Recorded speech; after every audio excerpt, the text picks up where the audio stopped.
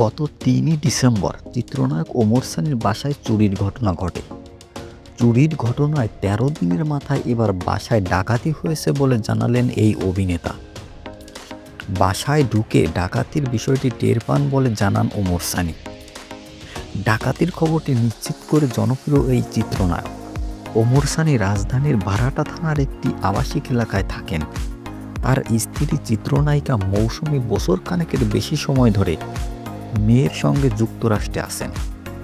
ছেলে ফারদিন স্বাধীন থাকেন দুবাইয়ে।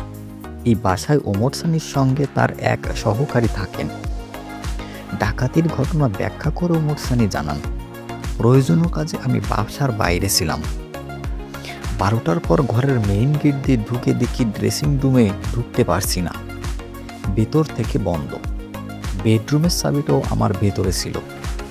নানাভাবে চেষ্টার পর যখন ব্যর্থ হলাম, তখন বাড়ির কেয়ারটেকার ও আমার ম্যানেজারকে বিকল্প উপায়ে বেডরুমে ঢুকতে বলি। তারা বাইরে দিয়ে বারান্দায় গিয়ে দেখে সেখানকার দরজা গ্লাস ভাঙা। এরপর বেডরুমে ঢুকে দেখে ভেতর থেকে সিটকেনি আটকানো। রুমের অবস্থা দেখে মনে হয় বেশ কয়েকজন এসেছিল। সিটকেনি খোলার পর বেডরুমে ঢুকে দেখি অনেক প্রয়োজনীয় ডকুমেন্ট নেই। এর মধ্যে ২ কোটি টাকা প্রতারণার একটি মামলার ডকুমেন্টও এখানে আছে। তেমনি একটি আইফোনও আমার মেয়ের ছোটবেলার উপহার কিছু অলংকারও ছিল। ওমর সানি আরও বললেন, আমার ছেলের ব্যবসা করতে গিয়ে ২ কোটি টাকা প্রতারণা শিকার হয়েছিল।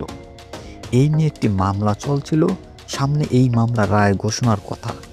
এর মধ্যে আমার বাসা থেকে অন্য সব জিনিসের পাশাপাশি মামলার অরিজিনাল সব ডকুমেন্ট নিয়ে গেছে।